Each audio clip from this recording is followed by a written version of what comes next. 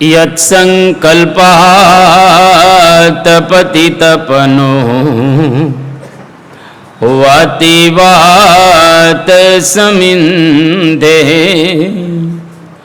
વહ નિર્ધત્તે ધરણીરુદધી લંઘતે નૈવ વેલા સોયં શ્રીમાન નિખિલ જગતા અંતરાત્માવતીર્ણો ધર્મં રક્ષણ દિશતુ કુશલમ સ્વામિનારાયણો નઃ યદ રોમ વિવરેલીના અંડાનામ કોટયઃ પૃથક તદક્ષરં ગુણાતીતં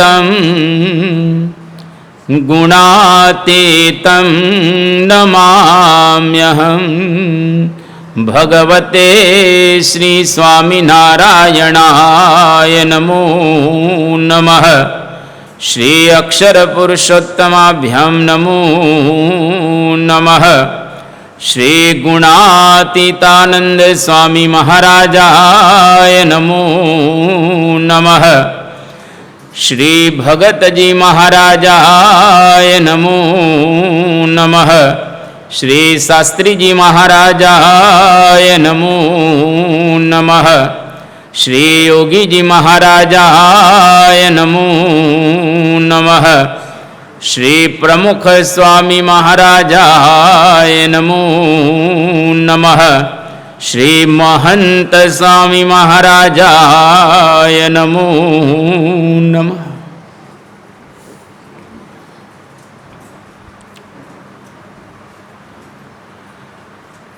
આજનો દિવસ એટલે 13 ઓગસ્ટ 2016 આપણા પ્રાણ પ્યારા ગુરુહરિ પ્રમુખ સ્વામી મહારાજ જેઓ સારંગપુરની અંદર લગભગ 1200 દિવસ સુધી એમને આપણને ત્યાં દર્શન આપ્યા અને આજના દિવસે સાંજે લગભગ 6 વાગે સ્વતંત્ર થકા સ્વધામ સિધાવ્યા અને સમગ્ર વિશ્વની અંદર લાખો અને કરોડો લોકો એમને શ્રદ્ધાંજલિ આપે છે. કારણ કે પરમ પૂજ્ય પ્રમુખ સ્વામી મહારાજે આ પૃથ્વી પર જે કાર્યો કર્યા, એમણે જે લોકોને માર્ગદર્શન આપ્યું અને એમણે જે આધ્યાત્મિક માર્ગે સંતો અને હરિભક્તોને પ્રેરણાઓ આપી, સ્થિતિ કરાવી અને માર્ગદર્શન આપ્યું એ અજોડ હતું. પરમ પૂજ્ય પ્રમુખ સ્વામી મહારાજ યોગીજી મહારાજ ધામમાં ગયા 23/1/1971. ત્યાંથી પરમ પૂજ્ય સ્વામીશ્રીએ આ સંસ્થાનું સુકાન સંભાળ્યું. એક નાનકડી BAPA સંસ્થા, એને વર્લ્ડ વાઇડ સંસ્થા કરવાનું સૌભાગ્ય પરમ પૂજ્ય પ્રમુખ સ્વામી મહારાજના શિરે આપણે મૂકી શકીએ. બાપાએ જબરજસ્ત પુરુષાર્થ કર્યો. એમણે જે દાખલો કર્યો, વિચરણ કર્યો, એવો દાખલો અને એવું વિચરણ મને લાગે છે કે આ પૃથ્વીનું તળ રહેશે ત્યાં સુધી કોઈ નહીં કરી શકે. કારણ કે એટલો સ્પાન મળવો એ બહુ જ મુશ્કેલ છે. બાપા ઘણા વર્ષો સુધી ગાદી ઉપર રહ્યા. 94 વર્ષ અને થોડા મહિના ને દિવસો સુધી બાપાએ પોતાનો શ્રી વિગ્રહ આ પૃથ્વી પર ધારણ કરી રાખ્યો આટલા બધા વર્ષો સુધી એમણે આ સંસ્થાનું સુકાન સંભાળ્યું. એક નાનકડી બીએપીએ સંસ્થા, એને આખા વિશ્વની અંદર જગ પ્રસિદ્ધ કરી, જેની નોંધ દુનિયાના મહાન માનધાતાઓએ પણ લીધી, રાજ્યકર્તાઓએ પણ લીધી, યુનો જેવી સંસ્થાઓએ પણ લીધી. કારણ પરમ પૂજ્ય સ્વામી બાપાએ દિવસ પણ જોયા નથી અને રાત પણ જોયા નથી. દીવો ત્યાં દાતણ ને દાતણ ત્યાં દીવો નહીં, એવું સ્વામીશ્રીએ વિચરણ અદ્ભુત કર્યું. લગભગ 17,000થી વધારે ગામડાઓ અને શહેરોને બાપાએ પાવન કર્યા. 2.5 લાખથી વધારે ઘરોની અંદર પરમ પૂજ્ય સ્વામીશ્રીએ પધરામણી કરી. સ્થૂળ દ્રષ્ટિએ અત્યારે પૂજ્ય સંતો પધરામણી કરી રહેલા છે, એટલે એને બાપાનો મહિમા સમજાય. એ વખતે તો કોઈ પ્રકારની વ્યવસ્થા ન મળે, પરંતુ છતાંય બાપા થાક્યા નથી. રાતના 1:30 વાગે વડોદરાની અંદર એમણે પધરામણીઓ કરી છે. રાતના 3:30 વાગે એમણે મહારાષ્ટ્રની અંદર કુર્દુવાડીમાં પધરામણી કરી છે.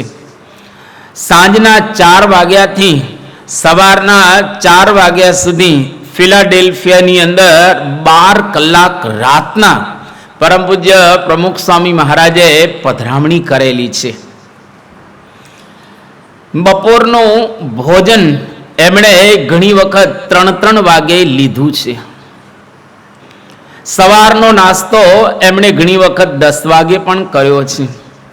રાતનું ભોજન પરમ પૂજ્ય પ્રમુખ સ્વામી મહારાજે રાતના 11 વાગ્યા પછી પણ લીધેલું છે. એટલે દેહના ચૂરે ચૂરા બોલાવી દીધા, દેહના ભૂક્કા બોલાવી દીધા એવું કહીએ તો પણ અતિશયોક્તિ જેવું નથી. અને બાપાએ તમામ સંસ્થાના પાસાઓને મજબૂત કર્યા. યોગીજી મહારાજ જેટલા સંકલ્પો કરીને ગયા, લગભગ યોગીજી મહારાજે એમના જીવન ચરિત્રોની અંદર અન્ય સંતોની નોંધો દ્વારા પરમ ભક્ત હર્ષદ કાકાને છેલ્લે લખાવ્યા. એ બધા સંકલ્પો જો ભેગા કરવામાં આવે તો લગભગ 40 જેટલા સંકલ્પ યોગીજી મહારાજે કરેલા છે. અને પરમ પૂજ્ય પ્રમુખ સ્વામી મહારાજે મોટા ભાગના યોગીજી મહારાજના સંકલ્પો પૂરા કરી દીધા. એટલે ગુરુ ભક્તિ પણ એમને સુંદર એવી અદા કરી. સમાજના કાર્યો પણ એમને અદ્ભુત રીતે કર્યા. સંસ્થાઓ જે બીજી રહેલી છે, સામાજિક સંસ્થાઓ, શૈક્ષણિક સંસ્થાઓ, આધ્યાત્મિક સંસ્થાઓ, એ બધાની સાથે પણ એમણે ખૂબ ઘનિષ્ઠ સંબંધો કેળવ્યા. આજે પણ તમામ લોકો પરમ પૂજ્ય પ્રમુખ સ્વામી મહારાજને ભૂલતા નથી. તો આવું એક દિવ્ય પવિત્ર જીવન જીવી અને હજારોને એ માર્ગે પ્રેરણા આપી અને સ્વતંત્ર થકા પોતે ધામની અંદર સિધાવ્યા. ઘણા બધા કાર્યો એમણે કર્યા, પરંતુ સૌથી મોટું કાર્ય આપણને નોંધારા નથી રાખ્યા. આપણને પરમ પૂજ્ય મહંત સ્વામી મહારાજની ઓળખાણ કરાવતા ગયા. એટલે પ્રમુખ સ્વામી મહારાજ આલોકમાંથી ગયા નથી, પરંતુ મહંત સ્વામી મહારાજ રૂપે આપણને દર્શન આપી રહેલા છે. જ્યારે બ્રહ્મ સ્વરૂપ યોગીજી મહારાજ ધામમાં ગયા એ વખતે કૃષ્ણ શંકર શાસ્ત્રી, જો ભાગવતના વક્તા પ્રવક્તા શુદ્ધ બુદ્ધ વિદ્વાન ગણાય એવા, એમણે વાત બહુ સુંદર કરેલી હતી કે યોગીજી મહારાજ આજે ધામમાં ગયા નથી, અંતર્ધાન થયા નથી, પરંતુ અંતર્નિહિત પરમ પૂજ્ય પ્રમુખ સ્વામી મહારાજની અંદર થયેલા છે. એટલે આજે પ્રમુખ સ્વામી મહારાજ આપણને મહંત સ્વામી મહારાજ રૂપે દર્શન આપે છે. જે પ્રકારની સંસ્થા ચાલુ હતી અને જે પ્રકારનો વેગ સંસ્થાની અંદર હતો, એવો ને એવો વેગ, બલકે સવાયો વેગ અત્યારે આપણે જોઈ રહેલા છીએ એ ખરેખર એમનું કાર્ય, એમના આશીર્વાદ, એમની કૃપા. આની ઉપરથી આપણને એટલો ખ્યાલ આવે કે સત્પુરુષ કોઈ દિવસ પૃથ્વી ઉપરથી જતા નથી. બ્રહ્મ સ્વરૂપ શાસ્ત્રીજી મહારાજ જ્યારે ધામમાં ગયા એ વખતે રામજી ભટ્ટ જે રાજકોટની અંદર રહેતા હતા, એમના દીકરા નાનુભાઈ ભટ્ટ જે ગાંધીનગરની અંદર પોતે રહેતા હતા. અમે લોકો પીએચડી ગાંધીનગરની અંદર કરતા હતા ત્યારે ગાંધીનગરમાં દરરોજ આર્ટ્સમાં સેવા આપવા માટે આ નાનુભાઈ ભટ્ટ આવતા. એમના દાદા રામજીભાઈ ભટ્ટ. તો રામજીભાઈ ભટ્ટ એમણે શાસ્ત્રીજી મહારાજને વાત કરી કે ભગતજી મહારાજ આ પૃથ્વી પર મંગલ હતા અને આ પૃથ્વીનું મંગલ ગયું. ત્યારે શાસ્ત્રીજી મહારાજે રામજી ભટ્ટને એવું કીધેલું કે સત્પુરુષ કોઈ દિવસ પૃથ્વી પરથી જતા નથી, અદૃશ્ય થતા નથી. ફક્ત એ ચહેરા બદલતા હોય છે, ફક્ત એ સ્વભાવ બદલતા હોય છે, ફક્ત આ દુનિયાની અંદર એ નવા રૂપે આપણને દર્શન આપતા હોય છે. પણ પૃથ્વી કોઈ દિવસ સત્પુરુષ સિવાય વાંજણી હોતી નથી. સત્પુરુષ હોય ને હોય જ. એટલે પૃથ્વીની અંદર ભગવાન અને સંત પોતે દર્શન આપે છે. મહારાજે પણ વડતાલના 19મા વચનામૃતની અંદર આ વાતને દઢાવી છે કે જ્યારે જ્યારે આ પૃથ્વી પર મનુષ્યનો અવતાર થાય છે ત્યારે ત્યારે ભગવાન અને ભગવાનના સંત જરૂર વિચરણ કરતા હોય. એની જો એનો ઓળખાણ થાય તો એ ભગવાનનો ભક્ત થાય. ફક્ત આપણને ઓળખાણ થવી જોઈએ અને આખા સત્સંગની ઓળખાણ થઈ ગઈ.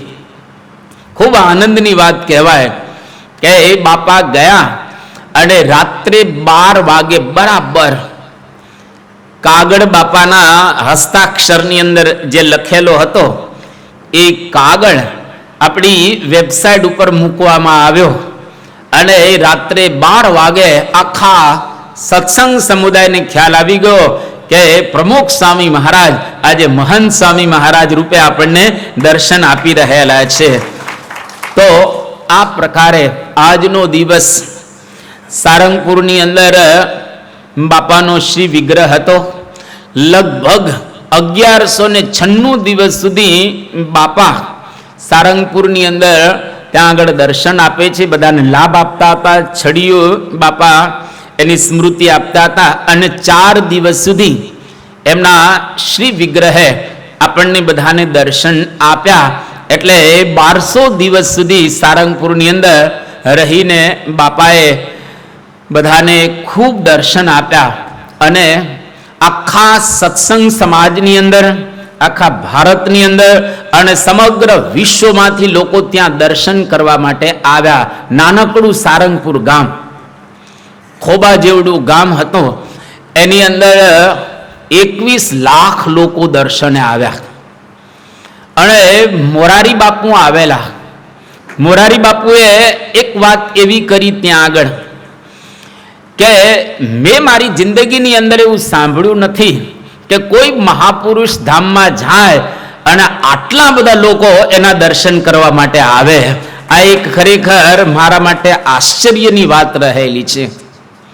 નરેન્દ્રભાઈ મોદી, ભારતના પ્રધાનમંત્રી, પ્રાઇમ મિનિસ્ટર, એ 15મી ઓગસ્ટ ત્યાં દિલ્હીથી કાર્યક્રમ પતાવીને બાપાના અંતિમ દર્શન માટે આવ્યા અને નરેન્દ્રભાઈ મોદી એવું બોલ્યા કે તમે બધાએ તમારા ગુરુ ગુમાવ્યા છે, પરંતુ મેં તો મારા પિતા ગુમાવ્યા છે. સમયે સમયે પરમ પૂજ્ય પ્રમુખ સ્વામી મહારાજે મને ખૂબ માર્ગદર્શન આપ્યું છે, મને ટપોર્યો પણ છે અને ઘણી વખત સલાહ પણ આપી છે કે ભાઈ આપણાથી આવું ન બોલાય, હજુ આપણે તો ઘણા આગળ કામ કરવાના છે. તો પ્રાઇમ મિનિસ્ટરથી માંડી અને નાનામાં નાનો બાળક ત્યાં સુધીના તમામને પરમ પૂજ્ય પ્રમુખ સ્વામી મહારાજે હિત કર્યું છે, સલાહ આપી છે, આશીર્વાદ આપ્યા છે, એમના ભક્તિનું પોષણ કરેલું છે અને બધાને બાપાએ ખૂબ સુખ આપ્યું છે. એટલે આજે પરમ પૂજ્ય સ્વામી બાપાને આપણે કરોડો કરોડો દંડવત કરીએ તો પણ ઓછા છે. આપણને બધાને પણ એમના બાહુપાસની અંદર લીધા, દર્શન પ્રસાદી મળવું ને વાતો, એ આપણને બધાને સુખો આપ્યા. એટલે બાપાનું ઋણ આપણે અદા કરી શકીએ એમ નથી, પરંતુ શબ્દો દ્વારા આપણે વાક પુષ્પાંજલિ એમના શ્રી ચરણોની અંદર પ્રસ્તુત કરીએ. અને અત્યારે આપણે એમના જ સ્વરૂપ રૂપ એવા પરમ પૂજ્ય મહંત સ્વામી મહારાજના દિવ્ય પ્રસંગોનો આસ્વાદ માણી રહેલા છીએ.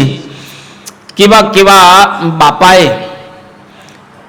આ હરિભક્તોને અહીંયા આગળ બનાવ્યા છે, કેવા મહાન હરિભક્તો.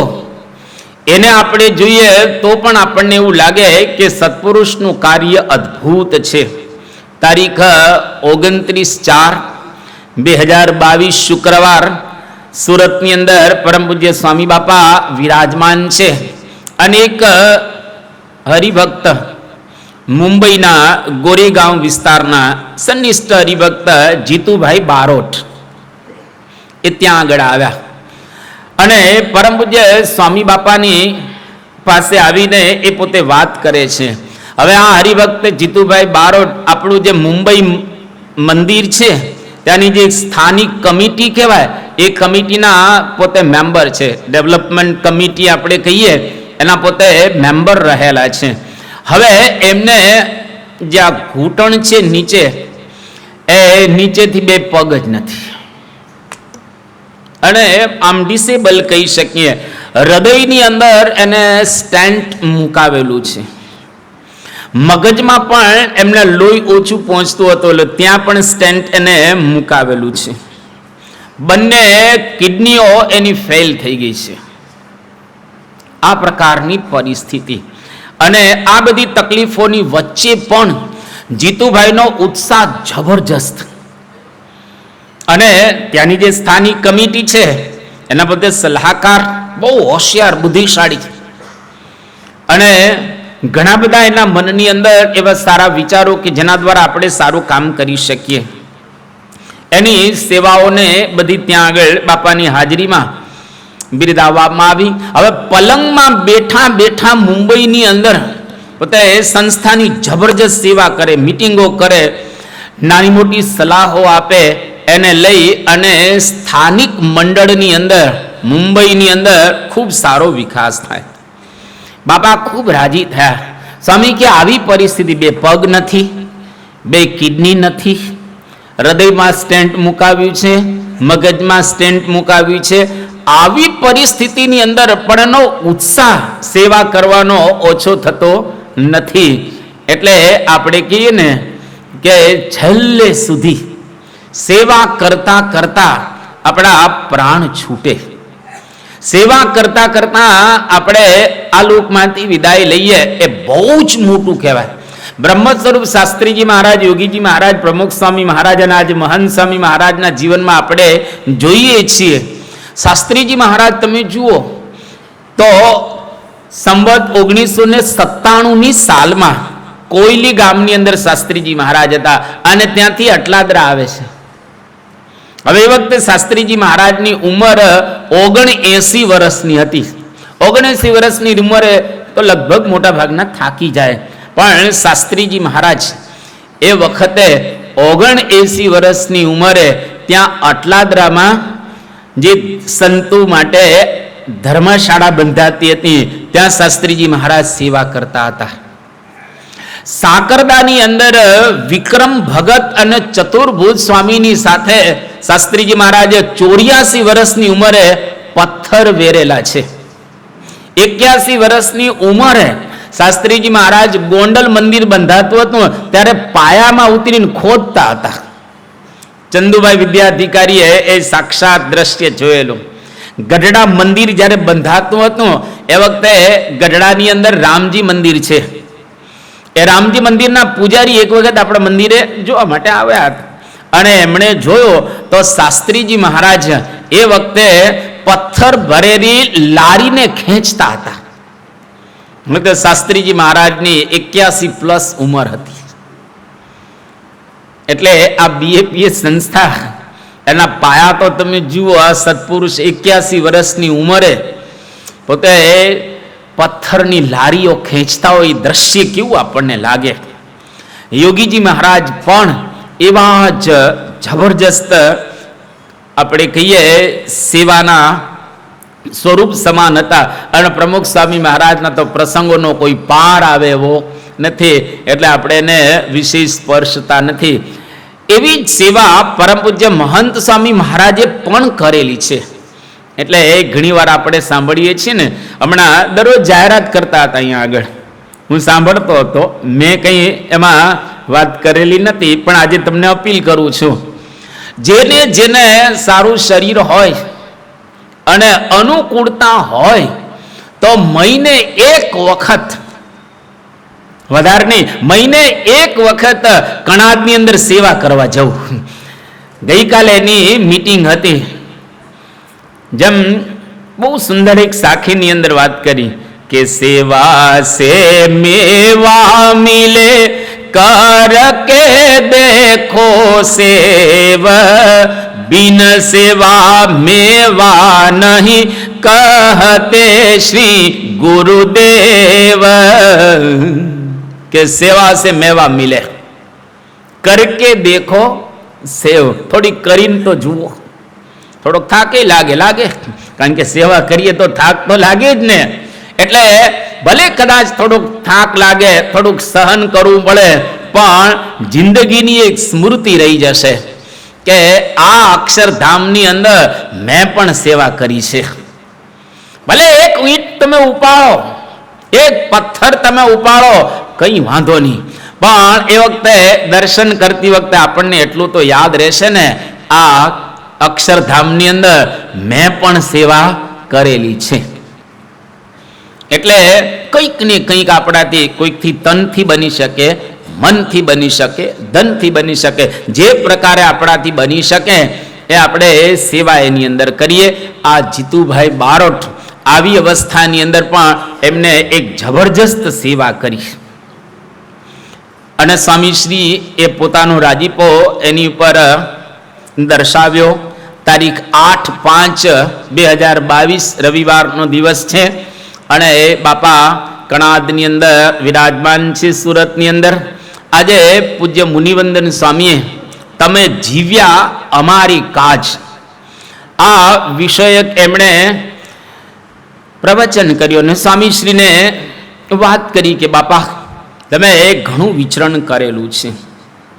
પરમ પૂજ્ય પ્રમુખ સ્વામી મહારાજના એમણે એક પ્રસંગની વાત કરી અને પછી મહંત સ્વામી મહારાજનો એક પ્રસંગ કહ્યો કે પ્રમુખ સ્વામી મહારાજ, આપણે બધા જાણીએ છીએ આ પ્રસંગથી કે સાગર ખેડૂતનો એક દીકરો, જે આપણી આ સુરતની અંદર એક હોસ્પિટલ છે, આપણી હોસ્પિટલ નહીં પણ બીજી એક હોસ્પિટલ, એની અંદર એનો એક્સિડન્ટ થયો હતો અને પરમ પૂજ્ય પ્રમુખ સ્વામી મહારાજ એને ત્યાં દર્શન આપવા માટે ગયેલા, આશીર્વાદ આપ. હવે એ વખતે બધું ખોદેલું હતું, એટલે બાપા કૂદકો મારી સેવકના હાથ પકડી અને આને આશીર્વાદ આપવા માટે ત્યાં આગળ ગયા હતા. આશીર્વાદ આપ્યા બાપાએ. હવે બાપા તો આશીર્વાદ આપીને આવી ગયા, પણ પરમ પૂજ્ય મહંત સ્વામી મહારાજ એ વખતે સદગુરુ સંત હતા. એમણે જાણ્યું કે પરમ પૂજ્ય પ્રમુખ સ્વામી મહારાજ એને આશીર્વાદ આપી અને આવ્યા. તો પરમ પૂજ્ય મહંત સ્વામી મહારાજ ભોજનને થેલીને એ જ રીતે જેમ બાપા ગયા હતા એવી જ રીતે પોતે પણ આશીર્વાદ આપવા માટે જાય છે અને આવી અને પરમ પૂજ્ય મહંત સ્વામી મહારાજે પછી ભોજન લીધું. પણ હવે આ તો નોંધાયેલું છે, પણ ઘણી વખત એવા કેટલાય પ્રસંગો હોય કે જ્યારે પરમ પૂજ્ય પ્રમુખ સ્વામી મહારાજ હોય ત્યારે મહંત સ્વામી મહારાજના બધા પ્રસંગોની નોંધ કંઈ થાય નહીં, પણ જેવું બાપાએ વિચરણ કર્યું છે એવું સદગુરુ સંત પરમ પૂજ્ય મહંત સ્વામી મહારાજ હતા ત્યારે એમને વિચરણ કર્યું છે. મહંત સ્વામી મહારાજે પેલા બાયપાસ સર્જરી કરાવી, ત્યાર પછી પરમ પૂજ્ય પ્રમુખ સ્વામી મહારાજે બાયપાસ સર્જરી કરાવી હવે કોઈ પણ વ્યક્તિ બાયપાસ સર્જરી કરાવે ને ત્યાર પછી એની સ્થિતિ છે ને, એનો ઉત્સાહ છે ને એ એવો ન રહે, કારણ કે એને ઘણા બધા રિસ્ટ્રિક્શન્સ બધા એ આવી જાય, દવાઓ આવી જાય, થાક લાગે વગેરે વગેરે. પરમ પૂજ્ય મહંત સ્વામી મહારાજે બાયપાસ કરાવ્યા પછી કેવું વિચરણ કર્યું છે એના હું તમને થોડાક સ્ટેટિસ્ટિક્સ આપું. કેવો દાખલો કર્યો છે અને કેવો પુરુષાર્થ એમને કર્યો. તમે જુઓ, એમને 98 ની અંદર બાયપાસ સર્જરી કરાવી, 1998માં. હવે સર્જરી કરાવ્યા પછી એમનું વિચરણ અટક્યું નથી. એ જ વર્ષે પરમ પૂજ્ય મહંત સ્વામી મહારાજે 385 ગામની અંદર વિચરણ કર્યું. એનો મતલબ શું થયો? એક દિવસમાં 1 થી વધુ ગામો કર્યા બાયપાસ સર્જરી કરાવ્યા પછી. આ 98 નો વિચરણનો અહેવાલ. 1999 ની અંદર પરમ પૂજ્ય મહંત સ્વામી મહારાજે 580 ગામમાં વિચરણ કર્યું. આ તરત બીજું વર્ષ બાયપાસ કર્યા. ત્રીજું વર્ષ 2000 ની સાલમાં પરમ પૂજ્ય મહંત સ્વામી મહારાજે 651 ગામની અંદર વિચરણ કર્યું. જો તો ખરા આ આંકડા. અને છેલ્લે 2001 ની સાલ, આ તો હું થોડાક જ કહું છું, બાકી તો ઘણા આગળ છે. 2001 ની સાલમાં 613 ગામની અંદર પરમ પૂજ્ય મહંત સ્વામી મહારાજ વિચરણ કર્યું. એટલે દરરોજના 2 ગામ. બાયપાસ સર્જરી કરાવ્યા પછી આનું વિચરણ રોકાયેલું નથી. તો આની ઉપરથી આપણને ખ્યાલ આવે આપણા ગુરુએ કેટલો મોટો દાખલો કર્યો છે. અને એ તો આપણે આ બધું લખાયેલું છે, એ પોતે વિચરણ કરતા ત્યારે ઘણું એવું પણ હશે કે લખાયેલું પણ ન હોય. સ્વામીશ્રીએ એક બહુ સુંદર વાત કરી કે આજે બધી વાતો થઈ ત્યાં આગળ પૂજ્ય મુનિવંદન સ્વામી આ બધી વાતો કરી ત્યાં આગળ. પછી મહંત સ્વામી મહારાજ બહુ સુંદર બોલ્યા કે આજે આ બધી વાતથી મને કંઈ યાદ જ નથી, કે અમે વિચરણ કર્યું અમને કાંઈ યાદ નથી. અમે તો બસ યોગીજી મહારાજે જેમ વિચરણ કર્યું, પ્રમુખ સ્વામી મહારાજે જેમ વિચરણ કર્યું એમ સેજે સેજે અમે પણ આ વિચરણ કર્યું. પણ આવા આંકડા કે આ ગામો એ કંઈ અમને યાદ રહ્યું નથી. આ છે એમની અલૌકિક સ્થિતિ. ઘણી વખત આપણે થોડું કામ કરીએ ને દહને કહીએ, કહીએ ને થોડુંક કરેલું થોડુંક જ હોય, પણ આપણે 10 જણા કે મેં આમ કર્યું તેમ કર્યું વગેરે વગેરે. પણ આટલું કરવા છતાંય કોઈને એમણે કીધું નથી. આ એમની એક મહાન વિશેષતા રહેલી છે. આને કહેવાય કર્મઠતા. એટલા માટે તૈત્તિરીય બ્રાહ્મણ નામનો ગ્રંથ છે આપણે ત્યાં. સૌથી પહેલા 4 વેદો આવે, ત્યાર પછી બ્રાહ્મણ ગ્રંથો આવે, ત્યાર પછી આરણ્ય ગ્રંથો આવે, ત્યાર પછી ઉપનિષદ ગ્રંથો આવે. આ 4 વૈદિક ગ્રંથો રહેલા છે. એમાં જે તૈત્તિરીય બ્રાહ્મણ નામનો એક ગ્રંથ છે એની અંદર બહુ સુંદર વાત કરવામાં આવી કે ચરે વેતી ચરે વેતી ચરે વેતી ચરે વેતી. ચાલતા રહો ચાલતા રહો ચાલતા રહો ચાલતા રહો, એટલે કે કર્મઠ રહો. જેટલા અહીંયા આગળ વયોવૃદ્ધ બેઠા છે ને, મારે વિનંતી કરવી છે 60+ અથવા તો 50+, 60+ ને ખાસ વિનંતી એ કરવી છે કે કોઈ દિવસ કોઈ બાકડા ઉપર એમને બેસતા નહીં. કોઈ બાકડા ઉપર એમને નહીં બેસવાનું, બસ લાકડી લઈને બાકડા ઉપર બેસી જવાનું, એવું કરતા જ નહીં. છેલ્લા શ્વાસ સુધી કંઈક ને કંઈક કર્મ કરતા રહો. જો બની શકે તો તમારા દીકરાને મદદ કરો. ઘણી વખત શું કે દીકરા ના પડે દે કે હવે તમે ઘરે બેહો, ઘરે નહીં બેસવાનું. જસમતભાઈ તો ઘરે નહીં બેસવાનો અને વ્યવસ્થિત એનો જ્યાં આગળ ધંધો હોય ધંધાની અંદર કચકચ નહીં કરવાનું. પાછું ઘણી તને આમ નથી આવડતું, તને તેમ નથી આવડતું. હવે તમારી 60 વર્ષની ઉંમર થાય એટલે હવે દીકરો કહે ને એ પ્રમાણે કરો. તમે એને લાગવું જોઈએ કે દાદા ઉપયોગી છે. આ તો શું ત્યાં આગળ આવે ને કચકચ કર્યા કે દીકરો તમે ઘરે બેહો ને. એટલે ઘરે બેસો એટલે તમને આરામ મળે. એને આરામ તમને આપવો નથી, અહીંયા કચકચ બંધ થાય એટલે કહે છે. બાકી તમે ત્યાં આગળ જાઓ બિઝનેસની અંદર અને છોકરાને ઇધર ઉધર જવું હોય તો તમે તમારો ઘરનો જ બિઝનેસ છે તો શાંતિથી અને ઉપયોગી થાવ. મજૂરો ઉપર ધ્યાન રાખો. તમારી પાસે ફેક્ટરી હોય તો કંઈક બીજું ઇધર ઉધર જોયા કરો ત્યાં આગળ. ખોટે ખોટા બાકડા ઉપર સવારે 9 થી 12 અને સાંજે 5 થી 8 બેસવું જ નહીં. જો તમે બેઠા હો બાકડા ઉપર તો માળા લઈને બેસો. જો બાકડા ઉપર બેઠા હો તો કંઈક ધાર્મિક પુસ્તકોનું વાંચન કરો. જો બાકડા ઉપર બેઠા હો તો કંઈક અક્ષર અમૃતમ એપ્લિકેશનમાંથી સાંભળતા રહો. પણ કર્મ કર્યા વિના એમનેમ આપણે રહેવું નહીં. છેલ્લો શ્વાસ લઈએ ત્યારે કર્મ કરતા બંધ થઈએ. જબ તક સાસ તબ તક આસ. જ્યાં સુધી શ્વાસ હોય ત્યાં સુધી આશા રાખવી, ત્યાં સુધી કર્મ કરતા જ રહેવું, કરતા જ રહેવું. એટલે થાકવું નહીં, કોઈ દિવસ કંટાળો પણ લાવવો નહીં. અને એટલું યાદ રાખવું કે જો આપણે કર્મ કર્યા રાખીશું તો આપણું શરીર પણ સારું રહેશે, મન પણ સારું રહેશે અને આખા ઘરમાં તમારા પ્રત્યે ભાવ રહેશે. ગાંધીનગરની અંદર એક દાદા હતા અને લંડનના દાદાની, બેયની વાત કરું તમને. પહેલા લંડનના દાદાની કરી દઉં, પછી ગાંધીનગરના દાદાની.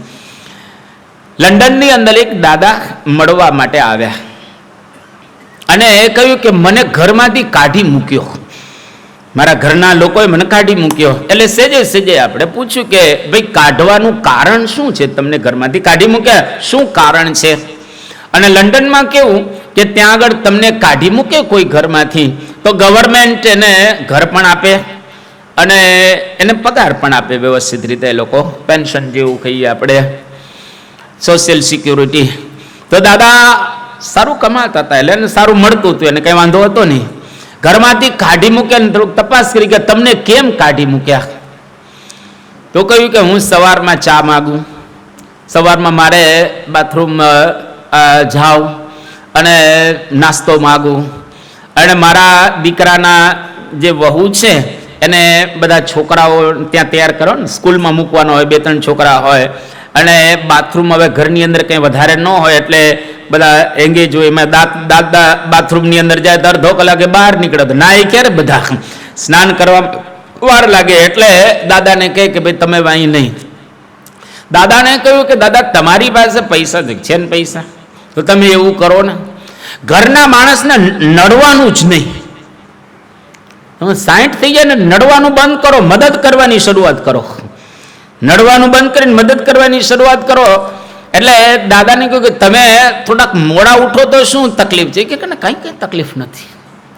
તમને ચા બનાવતા આવડે તો કે બનાવતા આવડે, સારો બનાવતા આવડે તો તમારી જાતે ચા બનાવી લેવાનો સરસ રીતે અને તમારે થોડાક મોડા ઉઠવાનું. બધા નાઈ ધોઈ લે ઘરની અંદર, છોકરા બોકરા અને સ્કૂલે મૂકવાના હોય એટલે બધું જ પરવારે, ત્યાર પછી તમારે ઉઠવાનું સરસ શાંતિ. તમારે કાંઈ ઉતાવળ તો છે નહીં, તમારે કાંઈ કશું કરવાનું જ નથી હવે. અને અઠવાડિયું પછી તમારી પાસે પૈસા છે, તમારા દીકરાના જન્મદિવસ આવે ત્યારે એના માટે ચોકલેટ લઈ આવવાની, જન્મદિવસ સરસ ઉજવવાના. તમારા દીકરાની વહુ હોય એનો જન્મદિવસ આવે, એનિવર્સરી આવે ત્યારે સાડીઓ લઈ દો, એના માટે કંઈક થોડું કરો. આ પૈસા કોના માટે મૂકીને જવાના છે? અત્યારે થોડાક વાપરો ને. અને દાદાએ લગભગ એકાદો મહિનો આવો પ્રયોગ કરો.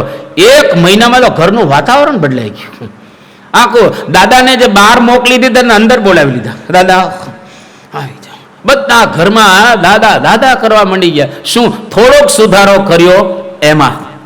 જો ઘરમાંથી બહાર કાઢવા માટે બધા તૈયાર હતા, હવે બધા રાખવા તૈયાર થયા. એટલે સુધારો કરવા એક પ્રસંગ. ગાંધીનગરની અંદર એક દાદા હતા અને એ સુથારી કામ કરે પોતે.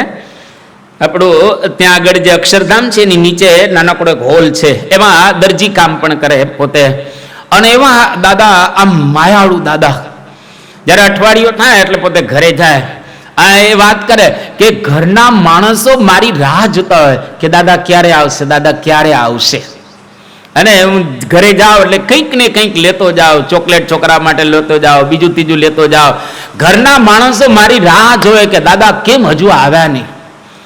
તો મોટી ઉંમર થાય એટલે કર્મઠતા બદલાય છે.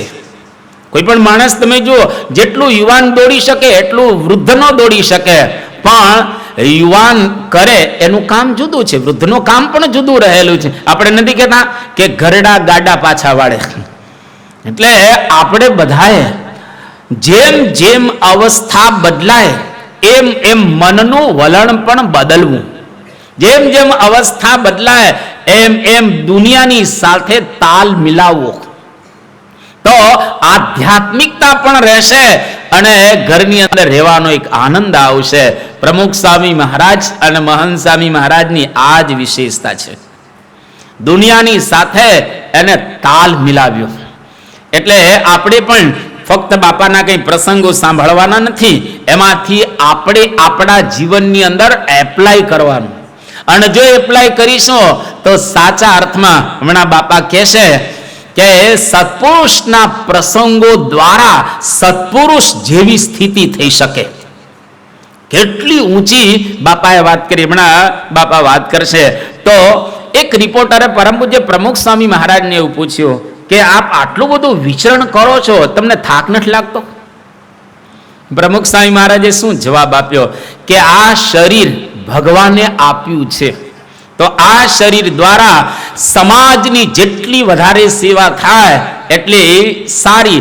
એટલે અમે સમાજની સેવા કરી રહ્યા છીએ, બિલકુલ અમને ખબર જ નથી કે થાક શું છે. એક વખત દેવચરણ સ્વામી, જે પરમ પૂજ્ય પ્રમુખ સ્વામી મહારાજના અંગત સેવક, અને એમણે પ્રમુખ સ્વામી મહારાજને વાત કરી કે બાપા તમને પગે વા છે, એટલે થોડુંક ઓછું વિચરણ કરો તો સારું, કારણ કે પગે વા અને બીજી ઘણી તકલીફ છે, એટલે આરામ કરો તો સારું. ત્યારે પ્રમુખ સ્વામી મહારાજે દેવચરણ સ્વામીને શું કહ્યું કે દેવ, પલાઠી વાળીને બેસી રહેવાય એવું નથી, કારણ શાસ્ત્રીજી મહારાજે એટલું બધું સુખ આપ્યું છે, એટલો બધો લાભ આપ્યો છે, એટલો બધો પ્રેમ કર્યો છે કે બેસી શકાય એવું નથી. જો એને એના ગુરુ એમને લાભ આપ્યો છે, આપણે આપણા ગુરુ પ્રમુખ સ્વામી મહારાજને, મહંત સ્વામી મહારાજ આપણને પણ કેટલો લાભ આપ્યો છે, તો આપણે પણ પ્રમુખ સ્વામી મહારાજના પગલે પગલે આપણે પણ પલાઠી વાળીને બેસવાનું નહીં, પરંતુ એનું કામ કરવાનું જે પ્રકારે આપણાથી થઈ શકે એ પ્રકારે. એટલે કર્મઠતા જીવનની અંદર ખૂબ અગત્યની રહેલી છે. કોઈ દિવસ કર્મઠતાનો ત્યાગ કરવો નહીં, નવરા ક્યારેય બેસવું નહીં, કંઈક ને કંઈક લઈ અને આપણે આ બેસવું. પણ ખાલી ઘણા આપણે જોયા છે, અમે તો ઘણા જોયા છે.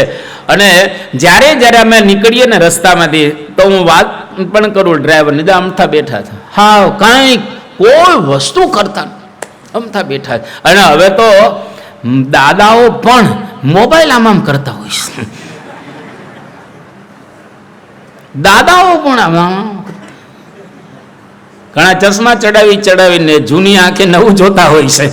એટલે આ પ્રકારે કેટલાય દાદાઓને આપણે સમાજની અંદર જોઈએ છીએ. તો બાપાએ આપણને આ પ્રકારે શીખવું. તારીખ 9/5/2022 સોમવાર, સુરત. આજે યોગીજી મહારાજ એની જે યોગી વાણી છે, યોગીની વાણીની અંદર જે વાત આવી એ એક સંત વાંચતા હતા અને બાપા એની પર નિરૂપણનો લાભ આપતા હતા. તો સ્વામીશ્રી અહીંયા આગળ વાત કરે છે, એમાં મન સોંપવાની વાત આવી કે સત્પુરુષને આપણું મન સોંપી દેવું. તન તો ઘણી વખત આપણે સોંપીએ, પણ આપણું મન જો એને સોંપીએ તો કેવું મોટું કામ થાય. પરમ પૂજ્ય સ્વામી બાપા અહીંયા આગળ કહે છે કે તન સોંપવું સહેલું છે, પણ મન સોંપવું અઘરું છે. જો સત્પુરુષને આપણે મન સોંપીશું તો એ જે પ્રમાણે આપણને કહેશે એ પ્રમાણે આપણે કરીશું. આપણું મન ધાર્યું કોઈ દિવસ આપણે કરી નહીં શકીએ. એટલા માટે સત્પુરુષને હંમેશા કે આપણું મન સોંપવું. પછી સ્વામીએ એની અંદર એક બીજી વાત કરી. સ્વામી કે આપણે આપણા જે નિયમ છે એ સંત કહે એ પ્રમાણે બરાબર પાળવા. ત્રીજી વાત બાપા યોગી વાણીની અંદર કહે છે કે સત્પુરુષ આપણા માટે આટલું બધું કરીને ગયા છે, એને કોઈ જરૂર ન હતી, પરંતુ છતાં એમણે આટલું કર્યું, એ પૂર્ણ કામ હતા. આપણે પણ થોડુંક એમના માટે કરવું. આ ત્રણ વાતો બાપાએ કરી. મન સોંપવું એ ખૂબ ખરેખર અઘરું રહેલું છે, અને એ જે પ્રમાણે કરીને ગયા, એમણે જે નિયમ ધર્મ પાળ્યા, એવા નિયમ ધર્મ આપણે પણ પાળવા. યદ્યદ આચરતી શ્રેષ્ઠ તત્તદેવેતરો જનઃ સયત પ્રમાણમ કુરુતે લોકસ્તદનુ વર્તતે ગીતા. મહાન પુરુષોના રસ્તે આપણે પણ જવાનું છે. કહ પંથાહા મહાભારત મહાજનો એન ગત સપંથાહા. એટલે કે મહાન પુરુષો જે રસ્તે ગયા છે એ રસ્તે આપણે પણ એ જવાનું છે. અને એક સમય એવો આવે, જો એ રસ્તે પ્રામાણિક રીતે પ્રયત્ન કરીએ તો અંતરથી આનંદની સરવાણી છૂટે, અને એ જે આનંદ છે એનું કોઈ વર્ણન ન થાય. તમે કોઈ ધોલેરા ગયા છો? આમાંથી ઊંચી આંગળી કરો, ધોલેરા કેટલા ગયા છે? ઓલમોસ્ટ બધા ધોલેરા ગયેલા છે. ધોલેરાની અંદર પાદરની અંદર એક ધોધ, જે અંદરથી પાણી નીકળે છે. અત્યારે છે હજુ પાણી? અમે તો વર્ષો પહેલા ગયા હતા ત્યાં આગળ, અને અમે આજુબાજુ પૂછ્યું કે આ ધોધ અંદરથી જે નીકળે છે કેટલા વર્ષથી નીકળે છે? તો એક દાદા બેઠેલા, અમે ગયા ને ત્યારે, દાદાની ઉંમર તો મોટી હતી, કે અમારા દાદા કહેતા કે આ ધોધ નીકળે છે. એટલે કે 100 વર્ષથી આ ધોધ અંદરથી નીકળી રહેલો છે. કેમ અંદરથી પાણી આવે છે? એ પાણી છે પાતાળનું. એ ધોધ કોઈ દિવસ એ ઓછો થાય નહીં, કારણ કે અંદરનું છે. બાકી સરવાણીઓ જ સુકાઈ જાય, સરવાણી હોય તો સુકાઈ જાય. જો અંદરનું છે એ સુકાતું નથી. એમ જ્યારે અંદરથી આનંદનો પ્રારંભ થશે, ક્યારેય સુકાશે નહીં. એટલો આનંદ આવ્યા રાખશે જો મન સત્પુરુષને સોંપી દેશું. જેમ જનક રાજા હતા, અષ્ટાવક્ર ઋષિને કહ્યું કે મેં તમને બધું સોંપ્યું, કે મન પણ સોંપી દીધું તમને. અને થોડો સમય થયો એટલે જનક રાજા કઈ કામ પ્રસંગ કે ઊભા થયા. એટલે અષ્ટાવક્રે કહ્યું કે ઊભા કેમ થયા? જનક તો ઊભો કેમ થયો? કે તે તો મને મન સોંપી દીધેલું ને, હવે મારી મરજી વિના તું ઊભો કેમ થયો? મને પૂછવું જોઈએ ને, એક બાર કામ છે. એટલે સત્પુરુષને મન સોંપવું અર્થાત એ જેમ કહે એ પ્રમાણે કરવું. અને બહુ અઘરું છે, અતિશય અઘરું રહેલું છે, સહેલું નથી આ કરવું તે. અને મન સોંપવું પણ સહેલું નથી. ધારો કે સત્પુરુષને તમે મન સોંપ્યું હોય અને તમે ધંધો સારો કરતા હોય, ખૂબ પૈસા કમાડા હોય, અને સત્પુરુષ કે બધું આપી દે, તો ધારો કે આવું આપણને કે તો કે બાપા હવે પતી ગયો, કાર્યક્રમ પૂરો. એટલે બાપા હવે એમાં પછી આવે નહીં. એટલે બહુ અઘરું છે. એક એક વસ્તુની અંદર આપણે સત્પુરુષને સમર્પિત થઈ જવો. એટલે આપણે કહીએ ને, આ માલ મેળવવો હોય તો થોડુંક સહની કરવું પડે ને. આ માલ મેળવવો હોય તો એના માટે મૂલ પણ ચૂકવવા પડે. એટલે સ્વામી બાપાએ અહીંયા આગળ પ્રાસંગિક આ બધી વાતો એ કરી. તારીખ 11/5/2022 ગુરુવાર. સ્વામી શ્રી સુરતની અંદર જ વિરાજમાન છે. આજે ગોંડલથી, આમ તો અત્યારે યોગીરાજ સ્વામી એ પોતે બોચાસણની અંદર રહે છે. એમણે પરમ પૂજ્ય મહંત સ્વામી મહારાજ સદગુરુ સંત હતા, એના પ્રસંગો ગોંડલના કયા, અને બહુ અદભુત પ્રસંગો એમણે ગોંડલના બાપાની હાજરીમાં કહ્યા. કે આ યોગીરાજ સ્વામી પોતે બાલમુકુંદ સ્વામી, જે જૂના સદગુરુ સંત, જે બધા જૂના હશે, એમને જોયા હશે, દર્શન કર્યા હશે, તો એમની સેવામાં હતા. અંગત સેવાની અંદર સેવક તરીકે, અત્યારે જેમ વાસુદેવ સ્વામી ઘનશ્યામ બાપાના સેવક છે એવી રીતે. તો યોગીરાજ સ્વામીએ વાત કરી કે જ્યારે પ્રમુખ સ્વામી મહારાજ ગોંડલ પધારતા એ વખતે બાલમુકુંદ સ્વામી પણ ગોંડલની અંદર જ હોય. બંને ખૂબ સારી રીતે મળે. અને નવા વર્ષના દિવસો હોય એટલે પૂજ્ય મહંત સ્વામી મહારાજ પણ ઘણી વખત ગોંડલ આવે, અને એમાં શરદ પૂર્ણિમાનો ઉત્સવ હોય તો લગભગ બધા સદગુરુ સંતો આવે છે. એક વખત પરમ પૂજ્ય મહંત સ્વામી મહારાજ ત્યાં ગોંડલ આવ્યા હતા, અને સભાની અંદર જે બધા આસન ગોઠવવાના હોય ને, જે બધા આસન ગોઠવવાના હોય એમાં બાપાનું આસન વચ્ચે હોય, અને પછી બધા સદગુરુ સંતોના આસન એ ગોઠવે, અને એની અંદર મહંત સ્વામી મહારાજનું આસન પણ ગોઠવવાનું હતું. એ વખતે યોગીરાજ સ્વામી એવી વાત કરે છે કે પ્રમુખ સ્વામી મહારાજે મને વાત કરેલી કે બાલમુકુંદ સ્વામી ઉંમરમાં મોટા છે મહંત સ્વામી મહારાજ કરતા, પણ આધ્યાત્મિક સિનિયોરિટી, આધ્યાત્મિક રીતે મહંત સ્વામી મહારાજ કે મોટા રહેલા છે. હવે જો બાલમુકુંદ સ્વામી સદગુરુ સંત જ હતા, પણ ત્યાં આગળ એમને વાત કરી કે આધ્યાત્મિક દ્રષ્ટિએ પરમ પૂજ્ય મહંત સ્વામી મહારાજ મોટા રહેલા છે, એટલે એનું આસન એવી રીતે તમારે ગોઠવવાનું. હવે એક વખત એવું બન્યું કે શરદ પૂર્ણિમાનો ઉત્સવ હતો, એમાં કાર્યક્રમ આપણે ત્યાં તો વચ્ચે વચ્ચે કેટલાય બધા ઇધર ઉધર આવે બધું, અને કાર્યક્રમ લંબા તો હતો, અને પછી હવે જે કાંઈ ફિક્સ સમય થયેલો હોય એમાં તો આપણે પૂરું કરવું પડે, અને એટલું બધું લંબાઈ ગયું, એટલું બધું લંબાઈ ગયું એટલે પ્રમુખ સ્વામી મહારાજે યોગીરાજને બોલાવ્યા અને કહ્યું કે યોગીરાજ સ્વામી, હવે આપણે એવું કરીએ કે આ કાર્યક્રમ જે તમે નક્કી કર્યો એમાં થોડું થોડું કાપી નાખીએ.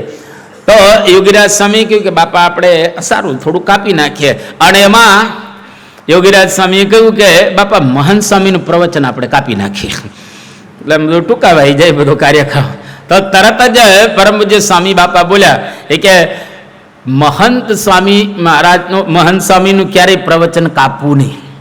મારા પ્રવચન પહેલા એમનું પ્રવચન એ આવે, અને એના પ્રવચનને કોઈ દિવસ કાપવાનું નહીં. આપણે એમને ઉપદેશ કે આપેલો, આવા બધા પ્રસંગો એમને કહ્યા. અને એક પ્રસંગ એવો કહ્યો કે બાલમુકુંદ સ્વામીએ યોગીરાજ સ્વામીને એવી વાત કરી કે યોગી બાપા મહંત સ્વામી મહારાજનો બહુ જ મહિમા કહેતા, અને મહંત સ્વામી મહારાજને યોગી બાપા જમાડતા પણ બહુ. મહંત સ્વામી મહારાજનું પત્તર, અમારે પત્તરમાં 2-3 સાઈઝ હોય છે, અમારા પત્તરમાં 2-3 સાઈઝ છે. એકદમ એક નાનું સાવ, એનાથી એક મધ્યમ સાઈઝનું પત્તર અને એક મોટી સાઈઝનું પત્તર. પરમ પૂજ્ય મહંત સ્વામી મહારાજ મોટી સાઈઝનું પત્તર હંમેશા પોતે વાપરતા હતા. અને જ્યારે જ્યારે યોગીજી મહારાજ એ પોતે મહંત સ્વામી મહારાજને જમાડતા, જ્યારે ભેગા થાય ત્યારે યોગીજી મહારાજ તો બધે વિચરણ કરતા, મહંત સ્વામી મહારાજ બધા સંતો તો મુંબઈની અંદર રહેતા હોય, તો યોગીજી મહારાજ મહંત સ્વામી મહારાજને જ્યારે પત્તરમાં પીરસે ને જમાડે ને, એટલે આખું પત્તર ભરી દે અને સગ ચડાવે, એટલે થોડોક ટેકરો કરે, જે કંઈ હોય, એટલે ગારી હોય કે પછી મોહનથાળ હોય કે જે બધું હોય તે એકદમ ટેકરો કરે. બાલમુકુંદ સ્વામી કે મેં ઘણી વખત જોયું છે કે મહંત સ્વામી મહારાજ યોગીજી મહારાજ બહુ જમાડતા, અને મહંત સ્વામી બધું જમી જાય. પણ હવે બીજી વાત કરે છે કે યોગીજી મહારાજ જમાડે ને ત્યારે મિષ્ટાન બહુ જમે, પણ પોતાની જાતે એમણે ક્યારેય એટલું જમ્યા નથી, બહુ જ થોડું જમે.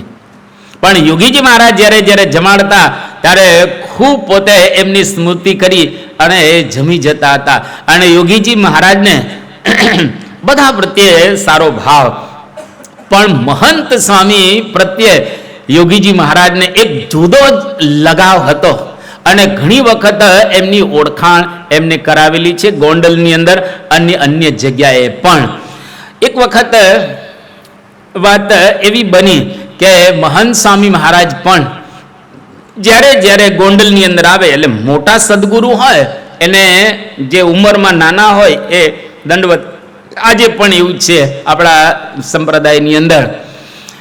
મહંત સ્વામી મહારાજને યોગીજી મહારાજ ખૂબ આમ બધી વાતો એમની કરતા. ડૉક્ટર સ્વામીને પણ મહંત સ્વામી મહારાજનો જબરજસ્ત મહિમા. દરરોજ, હવે ડૉક્ટર સ્વામીની તબિયત એટલી બધી સારી નથી કે દંડવત કરી શકે, પણ મહંત સ્વામી મહારાજને ડૉક્ટર સ્વામી પણ દંડવત કરતા. અમે ઘણીવાર જોયેલા છે અમદાવાદની અંદર, બીજે ત્રીજે ડોક્ટર સ્વામી પોતાની પૂજા પૂરી કરી લે એટલે એ મહંત સ્વામી મહારાજ જ્યાં પૂજા કરતા હોય ત્યાં જાય અને દંડવત કરે.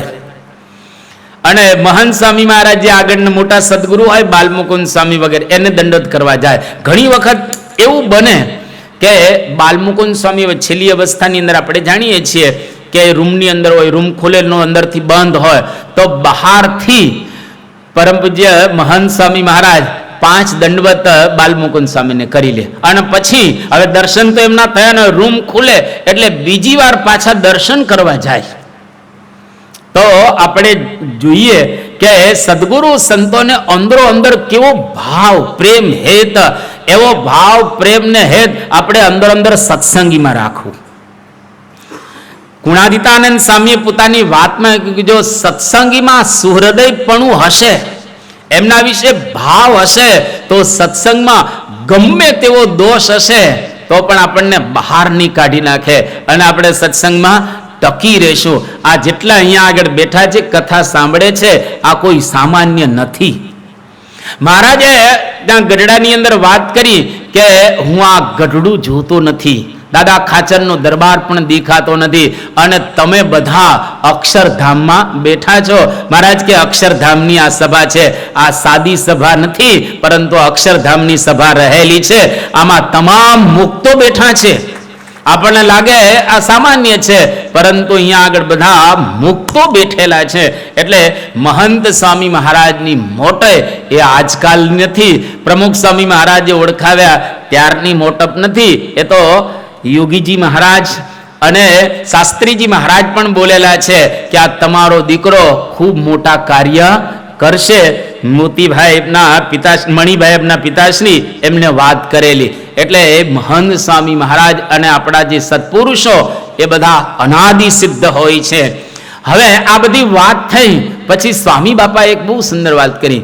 સ્વામી કે સત્પુરુષોના પ્રસંગોની જો આપણે સ્મૃતિ કરીએ અને એ સ્મૃતિ જો અંતકાળે યાદ આવે તો મહારાજના ધામની પ્રાપ્તિ થાય. આ બાપાએ સુંદર ત્યાં આગળ બધા પ્રસંગો પૂરા થયા એટલે વાત કરી કે આ પ્રસંગોની અંતકાળે સ્મૃતિ થઈ આવે. ગીતાનું પ્રસિદ્ધ વાક્ય, ભાગવતનો પ્રસિદ્ધ શ્લોક, બે વાત કરો.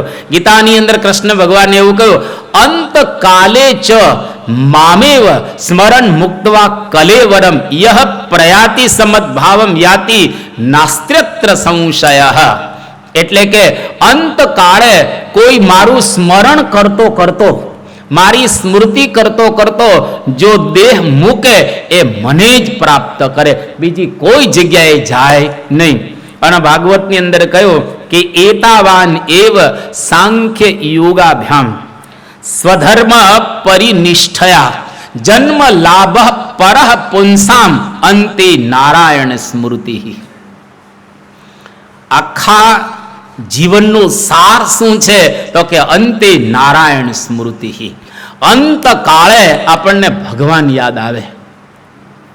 બહુ અઘરું છે અંતકાળે ભગવાન યાદ આવવા, કે અતિ કઠણ વેળા છે અંતકાળની રે, હે અતિ કઠણ વેળા છે અંતકાળની રે, હે પછી થાશે તુને પસ્તાવ નથી, લેતો નારાયણ નામને રે. કે અતિ કઠણ વેળા અંતકાળની. એક નાનકડો પ્રસંગ. એક વખત, આ તો દ્રષ્ટાંત છે, એક સોનાનો ધંધો કરતા હતા ભાઈ, અને એ બીમાર પડ્યા એટલે એને તાવ આવ્યો. હવે તાવમાં અહીંયા આગળ પૂજ્ય રંતીદેવ ભગત બેઠા છે, ડૉક્ટર છે, અને વિશેષ ખ્યાલ આવે કે કોઈ માણસને આમ 102 ડિગ્રી 103 ડિગ્રી તાવ થાય એટલે પછી આમ જરા અઘરું પડે. આમાં 100 ઘણીવાર 4ની આજુબાજુ પહોંચે એટલે કોઈ વખત લવરી કરવા પણ માણસ મળે, આમ બોલવા માંડે આમ. હવે આને સોનાનો ધંધો હતો અને એ વખતે સોનું સસ્તું હતું. અત્યારે 72,000ની આજુબાજુ પહોંચ્યું છે. એ વખતે 100 રૂપિયાનું તોલું સોનું હતું. અને પેલો આમ અતિશય તાવ હતો એટલે ડૉક્ટર ત્યાં આગળ આવે તપાસ કરવા માટે. હવે ડોક્ટર છે ને દર્દી મરવાનો હોય ને, મરવાનો તોય ડોક્ટર એની હાજરીમાં ક્યારેય નહીં બોલે કે તું મરી જવાનો છે. એવું કોઈ દિવસ ડોક્ટર બોલે, કારણ કે શીખવાડવામાં જ આવે કે દર્દીને હાજરીમાં એવું ન બોલે કે તું મરી જવાનો છે. ભલે આ ખબર જ હોય એને કે આ મરી જવાનો છે, આમાં કોઈ રહેવાનો જ નથી, પણ છતાંય એની હાજરીમાં ન બોલે. અને એના સગાવાલાને પણ બાજુમાં બોલાવીને કહે કે આમ જરા તકલીફ હોય એવું લાગે છે, કે થોડુંક આમ જરા પેલું છે, અને કે મરી જશે એવું કંઈ ડૉક્ટર કોઈ દિવસ બોલે ને કોઈક, કારણ કે હવે એવા એવી ઉંમર હોય પેલાનો કોઈકને કેમ ધ્રાસકો પડે ને કોઈ હાર્ટ એટેક આવે ને ધામમાં જતા રહે, એવા પ્રસંગો બનેલા હોય, તો ડૉક્ટર ધીરે ધીરે ધીરે કરતાં કરતાં એને કહે કે હવે એવું લાગે છે કે આમ જરા પરિસ્થિતિ ગંભીર રહેલી છે, ગંભીરતા થોડીક વધારે છે. એમ કરતાં કરતાં પેલો ધામમાં જઈ કે હવે એમ કરીને પછી મૂકી દે, પેલા સમજી જ જાય બધા કે ધામમાં જતો રહ્યો છે. પણ આ ડૉક્ટરથી બોલાઈ ગયું, 105 ડિગ્રી તાવ હતો, બોલાઈ ગયું. હવે કે 105 છે. હવે પેલો તો થોડોક સભાન હતો, હવે એને 100 રૂપિયાનું તોલું લીધેલું, અને એ એવું સમજો કે 105 થઈ ગયા, કે વેચી નાખ વેચી નાખ વેચી નાખ એમ બોલતો બોલતો આ ધામમાં જતો રહ્યો. હવે અંતકાળે સોનું એને આવ્યું યાદ, ધામમાં જતો રહ્યો. એટલે અંતકાળે ભગવાન યાદ આવવા બહુ અઘરા છે, કારણ કે એ વખતે આપણને આમ જગત બધું દેખાતું હોય, વ્યવહાર દેખાતો હોય, છોકરા દેખાતા હોય, આ બધું દેખાતું હોય, એવા અંતકાળે ભગવાન ક્યાંથી યાદ આવે. એટલે સ્વામી બાપાએ કહ્યું કે સત્પુરુષોના પ્રસંગો જો આપણે અંતકાળે યાદ કરીએ તો એના દ્વારા આપણો મોક્ષ થાય. સર્વ વિપદ વિમોક્ષણમ હરિ સ્મૃતિ. ભગવાનનું જો સ્મરણ કરીએ, સત્પુરુષનું સ્મરણ કરીએ તો બધા જ પ્રકારની જે વિપત્તિનો નાશ પામે. ભાગવતનો એક પ્રસિદ્ધ શ્લોક છે કે ત્રિભુવન વિભવ હેત વેપ્ય કુંઠ સ્મૃતિરજિતાત્મ સુરાદિભીર વિમૃગ્યામ ન ચલતિ ભગવત પદારવિંદા લવ નિમિષાર્ધમપી સવૈષ્ણવાગ્રહ. કે ત્રિભુવનની સંપત્તિ મળે તો પણ અર્ધ પળ ભગવાન અને સંતને ભૂલે નહીં. એ વૈષ્ણવાગ્રહ, એ વૈષ્ણવોમાં શ્રેષ્ઠ રહેલો છે. એટલે સ્વામી બાપાએ કહ્યું કે દુનિયામાં રહીએ છીએ તો વિપત્તિ આવે ને સંપત્તિ આવે, બધું જ થશે, પણ સત્પુરુષને ભૂલવા નહીં. એના પ્રસંગો આપણે ઘણા બધા પ્રસંગો અત્યારે સાંભળી રહેલા છીએ, એમાંથી એકાદા 2 પ્રસંગને પોતાના બનાવી, એ વાતોને પોતાની બનાવી અને જો ખરેખર એની સ્મૃતિ કરીશું તો આપણા જીવની અંદર અંતે આપણને આનંદ આવશે, અને જ્યાં સુધી રહેશો ત્યાં સુધી પણ આનંદથી આપણે રહી શકીશું. તો આ પ્રકારે આજની પારાયણને આપણે પૂર્ણ કરીએ છીએ. થોડી જાહેરાતો થશે, ત્યાર પછી આપણે વિદાય લેશું. સ્વામી નારાયણ નારાયણ નારાયણ, સ્વામી નારાયણ નારાયણ નારાયણ, સ્વામી નારાયણ નારાયણ નારાયણ, સ્વામી નારાયણ નારાયણ નારાયણ, સ્વામી નારાયણ સ્વામી નારાયણ, સ્વામી નારાયણ સ્વામી નારાયણ, સ્વામી નારાયણ નારાયણ નારાયણ, સ્વામી નારાયણ નારાયણ નારાયણ, સ્વામી નારાયણ નારાયણ નારાયણ, સ્વામી નારાયણ નારાયણ નારાયણ. શ્રી સ્વામિનારાયણ ભગવાનની જય.